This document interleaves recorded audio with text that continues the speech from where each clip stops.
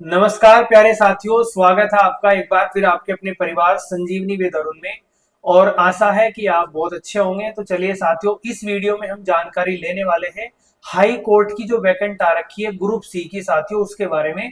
Group C की जो clerk की जूनियर असिस्टेंट जिसको नाम दिया गया है उसकी भी उसके बारे में हम जानेंगे कि क्या उसकी एलिजिबिलिटी है, क्या कब उसका एग्जाम होगा, क्या उसका सिलेबस है, उस सब चीजों के बारे में साथियों हम बात कर रहे होंगे। टाइपिंग किस तरीके से क्या करना है, चलिए देख लीजिए आप। Advertisement for category group C clerical cadre post. चलिए बात करते हैं। सबसे पहले ये आपका दिया गया है चैप्टर वाइज कि किस पेज पर इस नोटिफिकेशन में क्या दिया गया है, ये आपको बताया गया है।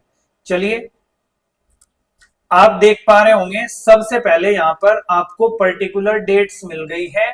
Online registration and submission of application form, जो आप फॉर्म भर सकते हैं साथियों category C clerical cadre post का, जूनियर असिस्टेंट और पेड अप्रेंटिस का, वो भर सकते हो 4 अक्टूबर 2024 से 24 अक्टूबर 2024 तक। ये आपको टाइम मिला है पूरे 20 दिन का। चलिए last date for successful transaction of application fee, आपकी जो फी है आपको एक दिन एक्स्ट्रा मिल जाता है, 25 अक्टूबर तक कर सकते हो। चलिए आगे बात कर लेते हैं। फी कितना है साथियों, जूनियर असिस्टेंट और पेड अप्रेंटिस दोनों के लिए ही जनरल और ओबीसी का फीस है 850। ईडब्ल्यूएस जो है उनको मिलेगा 750 रुपए फी करने का मौका। एससी और एसटी की जो फी है साथियों वो है 650 रुपए। यहाँ पर साफ साफ लिखा है एससी और एसटी ऑफ यूपी, मतलब जो यूपी के एससी एसटी हैं उनको 650 देना है। अगर अदर स्टेट का बच्चा भरता है तो यहाँ पर 650 नहीं, वो फिर जनरल में काउंट होगा, उसको 850 पे करना पड़ेगा। चलिए बात कर लेते हैं आगे। साथियों correction in particular of the application, अगर आप फॉर्म में कोई गलती कर देते हो उसका करेक्शन का जो आपको टाइम मिलेगा 26 से 27, 2 दिन का समय मिलेगा। चलिए बात कर लेते हैं सबसे बड़ी कि डिक्लेरेशन ऑफ रिजल्ट। साथियों रिजल्ट की बात हुई है तो to be announce later through public notice on official website, ये बताया गया है कि आपके एग्जाम के बाद जो ऑफिशियल वेबसाइट है उस पर आपका रिजल्ट अनाउंस हो जाएगा। बिल्कुल हो जाएगा साथियों, जब एग्जाम होगा उसके बाद। Scheme and mode of examination, पहले आपका स्टेज 1 होगा ओएमआर बेस्ड ऑफलाइन टेस्ट। ये जो आपका पेपर होगा इसमें साथियों वो ओएमआर बेस्ड होगा और आपका ऑफलाइन होने वाला है, सबसे बड़ी बात। चलिए आगे बात करते हैं। सेकंड स्टेज जो है स्टेज 2, वो किस लिए होगा, for short listed candidates only, मतलब जो साथियों पहले पेपर को पास करके जाएंगे, जो शॉर्ट लिस्टेड होंगे पहले पेपर में से, उनसे क्या कराया जाएगा, Hindi and English type test कराया जाएगा कंप्यूटर पर।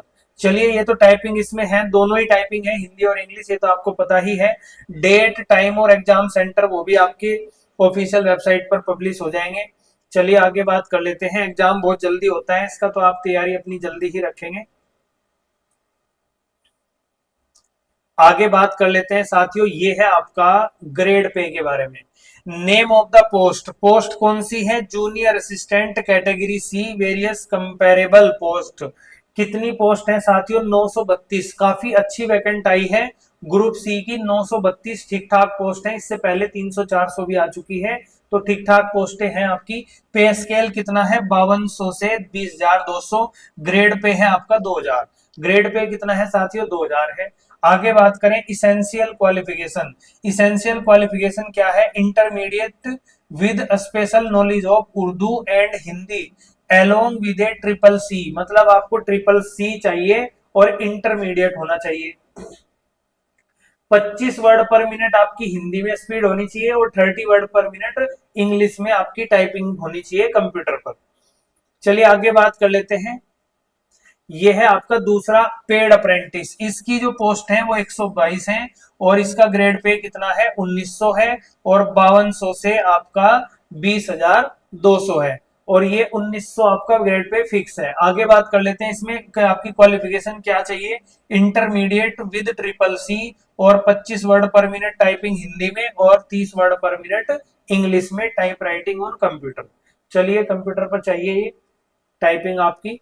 आगे बात कर लेते हैं साथियों, ये है आपका रिजर्वेशन कि ओबीसी को कितना है, शेड्यूल ट्राइब को क्या है, शेड्यूल कास्ट को कितना है, इकोनॉमी वीकर सेक्शन को कितना है, जनरल का कोई नहीं। ये सारी चीजें आप देख सकते हैं ये इतना इंपॉर्टेंट नहीं है अभी के लिए। अभी के लिए हम डिस्कस जो कर रहे हैं वो चीजों पर चलते हैं। चलिए देख लेते हैं आगे। जूनियर असिस्टेंट में फिर आगे डिवाइड है कि अमीन grade 2 category C, copyist, civil and police case diaries, assistant account clerk, additional clerk, court clerk, admin clerk, writer and runner typist, clerk cum typist category. मतलब साथियों जूनियर असिस्टेंट में इन सब पोस्ट को डाला गया है। आगे इनकी क्वालिफिकेशन अलग से दी गई है। Intermediate with special knowledge of Urdu and Hindi, ये तो वही है आपका जो ऊपर दिया गया है। यहां पर नोट है, ये इंपॉर्टेंट है क्या, mathematics as a subject in the intermediate is not compulsory for the post of junior assistant. Junior assistant की जो पोस्ट है उसमें आपके पास 12th में मैथ होना चाहिए, ऐसा कंपलसरी नहीं है, ऐसा कहा गया।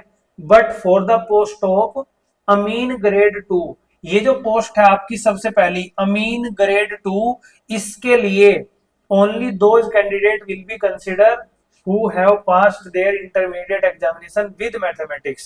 मतलब साथियों ये जो आपकी पोस्ट दी गई है इधर सबसे पहली जूनियर असिस्टेंट के अंदर अमीन ग्रेड 2 कैटेगरी सी, अमीन ग्रेड 2, ये जो कैटेगरी दी गई है साथियों ये आपकी क्या है, ये कहीं ना कहीं इसके लिए है। ये स्पेशल जो दिया गया है साथियों ये अमीन के लिए दिया गया है। अमीन की जो पोस्ट है उसके लिए बताया गया है कि आपके पास 12th में मैथ होना चाहिए, और के लिए कंपलसरी नहीं है। चलिए आगे बात कर लेते हैं। सबसे इंपॉर्टेंट बात आपका सिलेबस, सिलेबस के बारे में चलते हैं। देखिए यहां पर सिलेबस एंड मोडेलिटी है ना, मोडेलिटीज क्या है वो देख लेते हैं साथियों।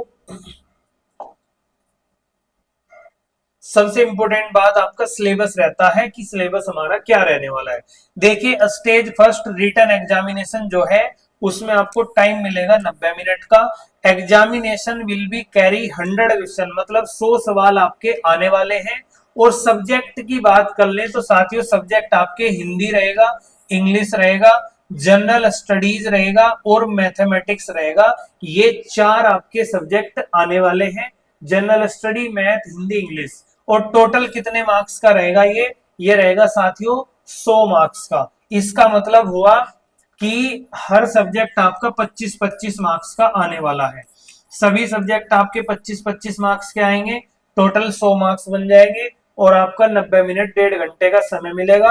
अब आ जाइए सेकंड स्टेज। सेकंड स्टेज में क्या करना है आपको, हिंदी और English type test will be on computer. Computer पर आपका टाइपिंग टेस्ट होगा, हिंदी का और इंग्लिश का दोनों का होगा। सबसे बड़ी बात यह है इसमें या वाला केस नहीं है, एंड लगा है, मतलब दोनों टाइपिंग होगी। 25 वर्ड पर मिनट आपको हिंदी में निकालनी है स्पीड अपनी, और 30 वर्ड पर मिनट आपको इंग्लिश में निकालनी है। टाइप राइटिंग ऑन कंप्यूटर, ये type writing on computer special इसलिए लिखा जाता है, एक्चुअल में पहले टाइप राइटर पर भी टाइप कराया जाता था, तो वो सब चीजें नहीं है, कंप्यूटर पर आपकी टाइपिंग होती है। चलिए बात कर लेते हैं सबसे बड़ी बात, मैक्सिमम मार्क्स। मैक्सिमम मार्क्स आपके हिंदी टाइपिंग के 25 है। मतलब साथियों यहां पर आपको टाइपिंग क्वालिफाइंग नहीं है, यहां पर आपको उसके मार्क्स मिलने वाले हैं। आगे बात कर लेते हैं 25 मार्क्स ऑफ इंग्लिश टाइपिंग। जो इंग्लिश की टाइपिंग होगी उसके 25 मार्क्स आपको मिलने वाले हैं। तो साथियों इंग्लिश की टाइपिंग के अलग से मार्क्स 25 है, हिंदी की टाइपिंग के अलग से मार्क्स हैं। और आप नीचे एक पॉइंट लिखा है उसको ध्यान से समझिए, minimum qualifying marks 10 out of the 25 for both Hindi and English type test. मतलब साथियों ये लिखा गया है कि जो हिंदी की टाइपिंग होगी आपकी और इंग्लिश की, वो जो 25 मार्क्स का है दोनों, उसमें से 10 मार्क्स आपको 100% है, लाने ही पड़ेंगे। तो 10 मार्क्स इसमें मिनिमम क्वालिफाइंग भी आपका रखा गया है। लेकिन ऐसा नहीं है कि आप 25 वर्ड पर मिनट अगर नहीं निकाल पाएंगे तो आप बाहर हो जाएंगे। सबसे अच्छी बात यह है कि आप 20 की स्पीड भी निकाल देते हैं तो साथियों आपको मार्क्स मिल जाएगा 25 में से कि इतना है। तो बहुत अच्छी खबर है कि आपकी टाइपिंग अगर अच्छी भी नहीं है बहुत ज्यादा, तो आप यहां से कर सकते हो। चलिए अगली बात बहुत इंपॉर्टेंट है, जो बच्चे को कहीं ना कहीं डाउट रहता है और परेशान करती है। चलिए देखिए क्या है। There shall be no negative marking for incorrect answer. अगर आपका सवाल कोई गलत हो जाता है तो साथियों निगेटिव मार्किंग भी नहीं है। तो जो बच्चे जैसे कई बार 70 आपने अटेम्प्ट कर लिया, उसके बाद आप 30 जो बचते हैं उन पर तुक्का मारकर आ सकते हैं, जिससे अगर आपके कुछ सही निकल जाए तो वो मार्क्स मिल जाएंगे, लेकिन जो गलत होंगे उसका मार्क्स कोई नहीं कटने वाला है। बहुत अच्छी बात है। The question paper of stage 1 written examination will be available in both language Hindi and English। Hindi English language दोनों में आपका जो फर्स्ट पेपर होगा स्टेज 1 होगा, दोनों लैंग्वेज में आने वाला है। In case of any discrepancy between the English and Hindi version of the question paper। अगर आपका हिंदी और इंग्लिश में साथियों कोई भी मिस्टेक मिलता है, पेपर जो वर्जन होगा हिंदी इंग्लिश दोनों में आएगा। अगर आपको हिंदी में कोई मिस्टेक मिलता है तो इंग्लिश वाले को प्रायोरिटी दी जाएगी, प्राथमिकता दी जाएगी, वही सही माना जाएगा। आपका question shall be on the area related to and of the level mentioned in essential qualification। The candidate should secure the at least 10 marks out of the 25 marks in the type test। ये बात हम कर चुके हैं पहले कि आपको 25 में से 10 मार्क्स चाहिए। The section committee has discretion to fix minimum qualifying marks in any or all part of paper in both the stage 1 और stage 2। मतलब साथियों आपको ये कहा गया है कि जैसे आपका टाइपिंग होगा, सबसे पहले रिटन एग्जाम होगा, उसमें कितने मार्क्स पर आप क्वालिफाइंग होंगे, ये ऐसा कुछ भी अभी निर्धारित नहीं किया गया है। ये आयोग ही डिसाइड करेगा। सिलेक्शन जो कमेटी है वो डिसाइड करेगी कि कितने मार्क्स पर आपको रिटन में क्वालिफाई करना है। दूसरे में हालांकि इन्होंने 25 में से 10 मार्क्स रखे हैं क्वालिफाइंग के, अगर उससे कम आते हैं तो फिर तो आप बिल्कुल बाहर हैं, लेकिन अगर 25 में से 10 से ज्यादा आ जाते हैं तो फिर आपके मार्क्स ऐड होंगे और काउंट किया जाएगा पहले पेपर को और टाइपिंग के मार्क्स को, उनको ऐड करके फाइनल मेरिट बनेगी। चलिए आगे बात कर लेते हैं। सिलेक्शन प्रोसीजर क्या है? The selection procedure shall include the following 2 stage. 2 stage को आपको फॉलो किया जाएगा सिलेक्शन के लिए, फाइनल के लिए। Stage 1 written examination, there will be one common offline written examination objective type on OMR sheet which consists of 100 objective questions। 5 candidates in order of merit of written examination shall be shortlisted category subcategory wise against each notify vacancy for appearing in stage 2, जैसे कि type taste on computer. मतलब साथियों अगर OBC की जो vacant है, इसमें SC की जो वैकेंट है, एसटी की जो है और जनरल की जो है, ईडब्ल्यूएस की जो भी पार्ट में डिवाइड किया गया है, उसका 5 गुना, उसका लगभग 5 गुना बच्चों को स्टेज 2 के लिए सेलेक्ट किया जाएगा। यहां पर ये बात कही गई है। चलिए आगे बात कर लेते हैं। Stage 2 typing test on computer, Hindi और इंग्लिश टाइपिंग टेस्ट होगा। कैसे होगा साथियों? यहां पर बताया गया है 10 मिनट का टेस्ट रहने वाला है, आपका 10 मिनट का टेस्ट रहेगा और उस 10 मिनट में आपको कितने वर्ड पर मिनट करना है टाइप? टोटल आपको 250 वर्ड हिंदी में टाइप करने हैं 10 मिनट में। और अगर बात कर लें इंग्लिश की तो साथियों इंग्लिश में आपको कितना करना है? 10 मिनट में कितना? 300। 10 मिनट में 300 वर्ड पर मिनट आपको टाइप करने हैं। तो इंग्लिश में टाइपिंग आपका 30 हुआ, हिंदी में आपका 25 हुआ। Interview shall not be the part of the selection process. Interview आपका सिलेक्शन का पार्ट नहीं है, ये आपको क्लियरली बता दिया गया है। चलिए साथियों इस वीडियो में हम इतना ही करते हैं। आगे क्योंकि जो है आपका रिटन एग्जाम, ये फिर से वही स्कीम बताई गई है कि अगर प्रत्येक सवाल आपका सही होगा 1 मार्क्स मिलेगा और निगेटिव मार्किंग इसमें है नहीं है। अगर गलत भी कर देते हो तो निगेटिव मार्किंग आपको नहीं मिलेगी। और दूसरे स्टेज में देख लीजिए क्या कहा गया है, marks shall be detected on each mistake. अगर आप एरर करते हैं साथियों टाइपिंग में तो आपका मार्क्स कटेगा। वैल्यू ऑफ मिस्टेक एरर, अगर आप एक मिस्टेक करते हो तो 0.0833 मार्क्स आपका कट जाएगा। अगर आपने 10 मिस्टेक किया तो आपको इससे मल्टीप्लाई कर देना है, उतने मार्क्स आपके कट जाएंगे। हिंदी टाइपिंग के लिए क्या है, एक मिस्टेक के लिए 0.100 मार्क्स आपका कट जाएगा। तो साथियों हिंदी में आपकी जो एरर है वो कम करने हैं आपको, इंग्लिश में थोड़ा आप कर भी देंगे तो चल जाएगा।